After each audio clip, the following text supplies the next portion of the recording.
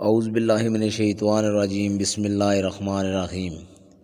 ایک مرتبہ رسول اللہ صلی اللہ علیہ وآلہ وسلم دو قبروں پر گزرے تو آپ صلی اللہ علیہ وآلہ وسلم نے فرمایا کہ ان دونوں قبر والوں کو عذاب دیا جا رہا ہے اور کسی بڑے گناہ پر نہیں۔ ایک تو ان میں سے پیشاب سے احتیاط نہیں کرتا تھا اور دوسرا چغل خوری کیا کرتا تھا۔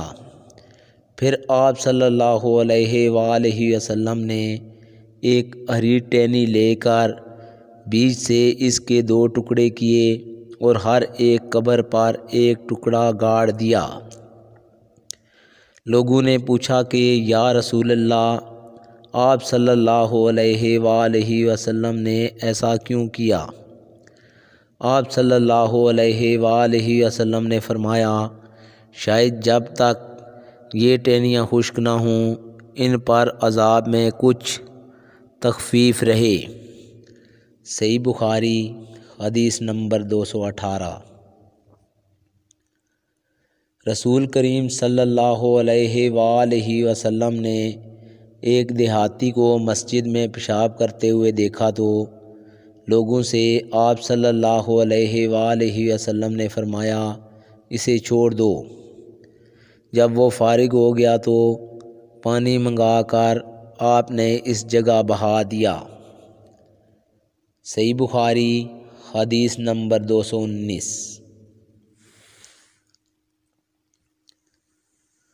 حضرت ابو ہریرہ رضی اللہ تعالیٰ عنہ نے فرمایا کہ ایک اعرابی کھڑا ہو کر مسجد میں پیشاب کرنے لگا تو لوگ اس پر جھپٹنے لگے۔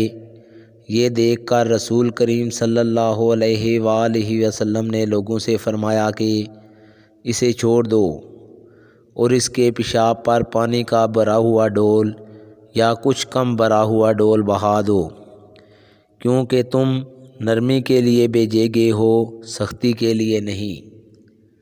صحیح بخاری حدیث نمبر 220۔ آج کی ویڈیو دوستو اتنی ہی۔ اگلی ویڈیو میں آپ لوگوں سے ملاقات ہوگی، تب تک کے لیے اجازت دیجیے۔ اللہ حافظ۔